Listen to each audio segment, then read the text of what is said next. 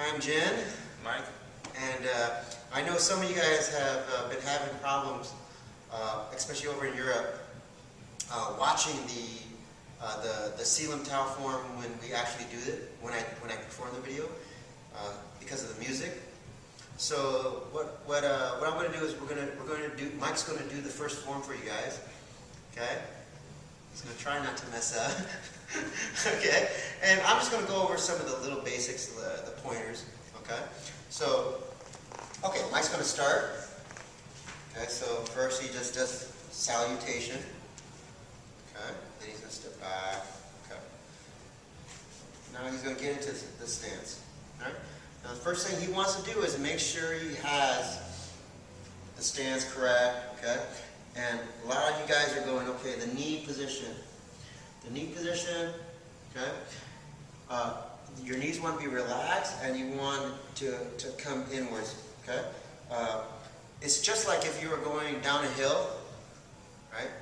And you're going skiing and the ski instructor teaches you what? Teaches you pizza stance. You pizza stance, that means your knees and feet come inwards, right? That stops you. If you want to go fast, you point the ski straight. Okay? You want to stop, you want a pizza stance. Right? Okay? But if you exaggerate the pizza stance, then it's going to hurt your knees. Okay? We don't want that. Right? Right? So we want is just to be nice and relaxed.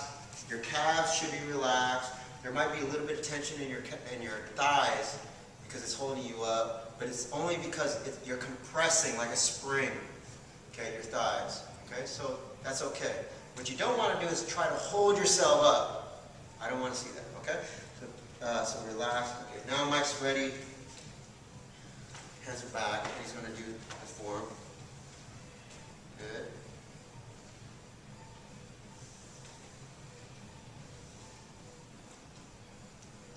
And he's focusing on maintaining the shoulders, the square alignment. Right, keep it square. All the hips are square. Right, trying to keep the elbow in the center. Right, trying to maintain the ideal angle. Right, good. Right. Make sure that as he comes out for the futsal, his elbow creeps in. Don't force it in, but creep it in as your elbow comes up, as your elbow extends. Right, then he's going to wusa. Okay, making sure that as he's doing this, his elbow does not touch his body. Okay, at any point. Okay, especially on the way back, make sure it doesn't touch your body right here. Okay, it's always maybe like a fist away from your body. No. Come up futsal 3 times. That's how I remember it. And pox out to the side, back to the center. Okay. Okay. Now the other side. Ideal angle. Now you notice when he does this Hyun-Sao movement, okay, do the next part. Close the fist, and he comes in. See, you notice that the elbow doesn't waver out. Okay, that's very important. Keep control of your elbow. Okay, pull.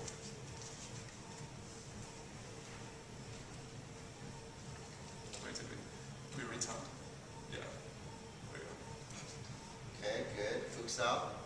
Okay, making sure that as you relax this hand. Okay. All the focus is on your elbow, not your hand. Focus on the elbow. Control that elbow.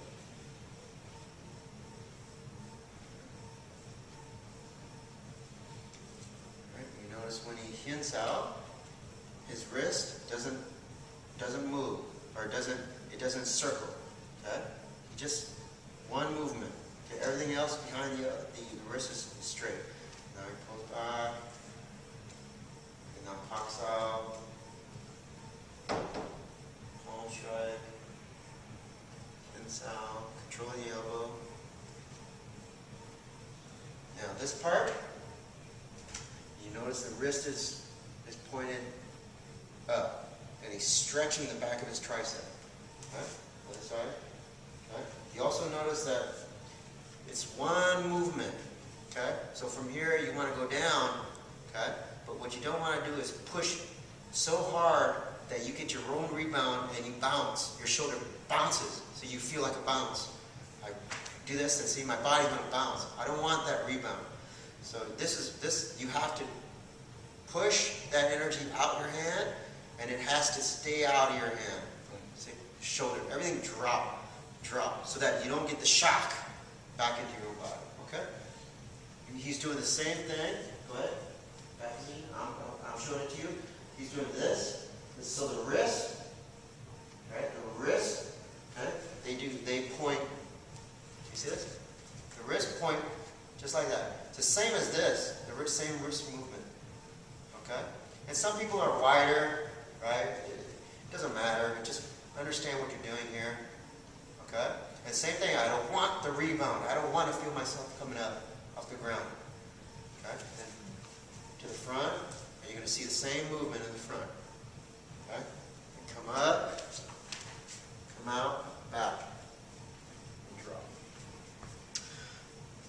Up, back in, elbows, double BOG, lock, and chicken wing, pull back.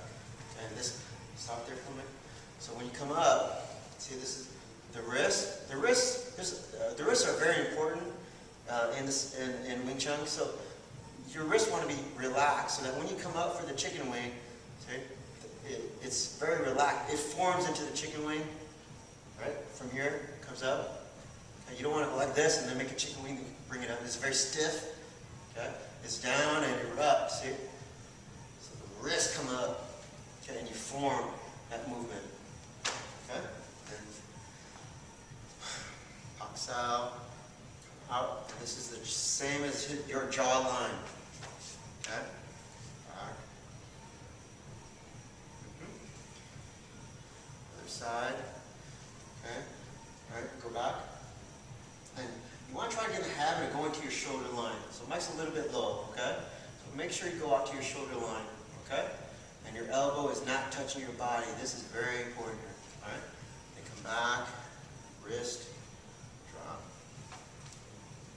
Okay, control the elbow, good. Okay, now he's going to do bong, or tansao, okay? Drop. Okay, now stop there, everybody. Now, when you do this tan movement, okay, and you come to here, right, and then your wrist, a little bit, you're going to flare out, okay, flare out, just a little bit, and then when you come down, you're going to flare out again, opposite way, right? So tan, you come to Wu Sao position, right, or jump Sao position, then see my wrist comes out a little bit, and then I'm going to throw my wrist out again to do the low gun.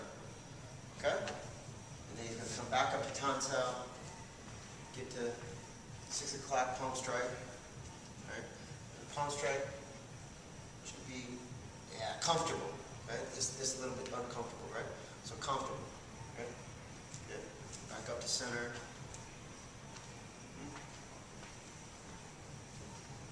Tansao. Wrist, right? Come up. That wrist is it's almost sideways position, right? So comfortable. Back up. Now you're going to bong sao position. Now, bong sao position, make sure you're not pushing at the wrist. You're focusing here, right? Your wrist is relaxed. Okay? Relaxed. Right? Now drop. Okay? Up.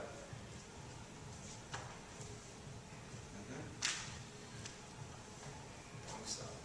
Drop. Push.